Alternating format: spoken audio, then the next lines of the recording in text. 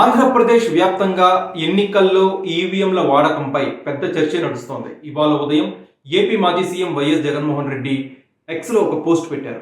డెమోక్రసీని కాపాడాలి అంటే ఎన్నికల్లో ఖచ్చితంగా పేపర్ బ్యాలెట్ ఓటింగ్ ఉండాలి, ఈవీఎంస్ని ఖచ్చితంగా రద్దు చేయాలని చెప్పి ఆయన పిలుపునిచ్చారు.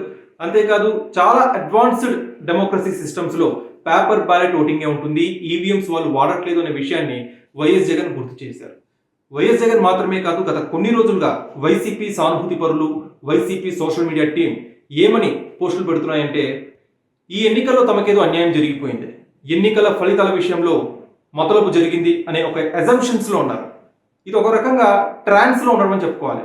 వాళ్ళు ఖచ్చితంగా ఈ ట్రాన్స్ నుంచి బయటికి పడాలి. ఎందుకంటే పీపుల్ ఒక క్లియర్ మ్యాండేట్ ఇచ్చారు. ఈ ఎన్నికల్లో కూటమికి 164 అబ్జల్యూట్ మెజారిటీ ఇచ్చి గెలిపించారు. సో వైసీపీ దాన్ని హుందాగా స్వీకరించాలి. తప్పులు ఎక్కడ జరిగాయి, ఎందుకు ఓడిపోయాం అనే విషయంపై ఇంటర్నల్ అనాలిసిస్ చేసుకోవాలి. అది చేయడం ఆపేసి ఈవీఎంస్లో ఏదో మతలబు జరిగింది అనే విషయాన్ని రోజు ప్రస్తావించడం అనేది ఒక రకంగా పీపుల్ మ్యాండేట్ని అవమానించడమే అవుతుంది. ఈ విషయాన్ని ఒకసారి వైసీపీ అధినేత జగన్ కూడా ఆలోచించుకోవాలని చెప్పి నాకు అనిపిస్తుంది. ఇంకొక విషయం, వైఎస్ జగన్ వాళ్ళు ట్వీట్ చేశారు. ఆయనకు అనుమానాలు ఉన్నాయి ఈ ఫలితంపై.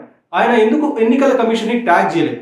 ఆయన ఊరికే ఒక ట్వీట్ పెట్టారు తప్పితే ఎన్నికల కమిషన్ని ఆయన ట్యాగ్ చేయలేదు. సో ఈ విషయం కూడా అందరూ గమనించాలి. ఇంకొక విషయం ఏంటంటే, మీకు సందేహాలు ఉన్నాయి. ఆల్రెడీ ఈ విషయంపై కేసు నడుస్తుంది. వైఎస్ఆర్సీపీ కూడా ఆ కేసుని బలపరిచే విధంగా వాళ్ళు ఎందుకు ముందుకు రావట్లేదు? ఈ విషయాలన్నీ కూడా ప్రజల్లో క్వశ్చన్ మార్క్స్ గా మిగిలిపోయాయి.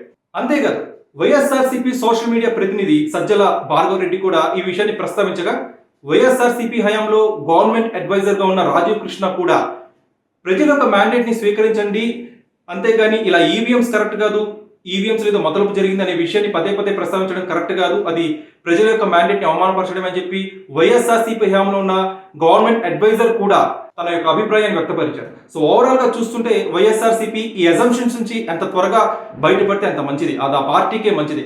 ఎందుకంటే ఇప్పటికే 2 వారాలు అయింది. ఈ 2 వారాల్లోనే జగన్ బయటికి రావచ్చు. ఒక ప్రెస్ మీట్ కూడా పెట్టలేదు ఈ విషయంపై.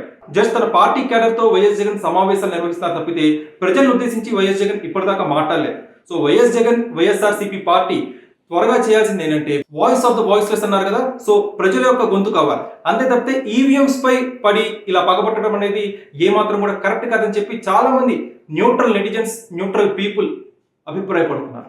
ముఖ్యంగా చంద్రబాబు నాయుడు గారిని చూసి వైఎస్ జగన్ గారు ఏం నేర్చుకోవచ్చు అంటే, ప్రమాణ స్వీకారం అయిపోయిన తర్వాత చంద్రబాబు నాయుడు ఎక్కడా కూడా ఖాళీగా లేరు. ఆయన ప్రమాణ స్వీకారానికి ముందే మీడియాను అడ్రస్ చేశారు. ఆయన ప్రమాణ స్వీకారానికి ముందే తన వర్క్ స్టార్ట్ చేశారు. ఢిల్లీ వెళ్ళారు, ఎన్డీఏ సమావేశంలో పాల్గొన్నారు, మళ్ళీ వచ్చారు, మీడియా ప్రతినిధులతో మాట్లాడారు, రోజు మీడియాతో ఏదో ఒక ఇంటరాక్షన్.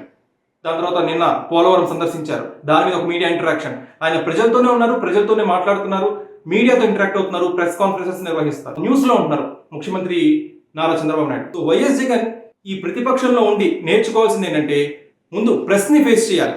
ఈ ఈవీఎం ట్యాంపరింగ్ ఏదో జరిగిపోయింది, ఏదో మతలబు జరిగిపోయింది అనే లూప్ నుంచి బయటపడిపోయి ముందు ప్రజలతో మమేకం అవ్వాలి. వైఎస్ జగన్ సత్వరంగా చేయాల్సిన పని ఇది. నారా చంద్రబాబు నాయుడు హోమ్ మినిస్ట్రీతో కూడా పనిచేస్తున్నారు. ఎక్కడైతే గంజాయి తోటలు కనిపించాయో ఒక టోల్ ఫ్రీ నంబర్ ఇస్తాం వారంలోగా, ఆ టోల్ ఫ్రీ నంబర్కి ఫోన్ చేస్తే క్యాష్ ప్రైజ్ ఇస్తామని చెప్పి ఇప్పటికే హోమ్ మినిస్ట్రీ చేత ఒక ప్రకటన కూడా చేయించారు. సో యాక్టివ్గా ఉంటున్నారు చంద్రబాబు నాయుడు. సో వైఎస్ జగన్ కూడా యాక్టివ్గా ఉంటే మళ్ళీ ప్రజలు ఆదరణ చూరగొనే అవకాశం ఉంటుంది. అంతే తప్పితే ఇలా ఈవీఎంస్ ఏదో ట్యాంపరింగ్ జరిగిపోయిందనే వాదన రోజు ప్రస్తావిస్తూ ఉంటే మటుకు అది వైఎస్ఆర్సీపీకే నష్టం.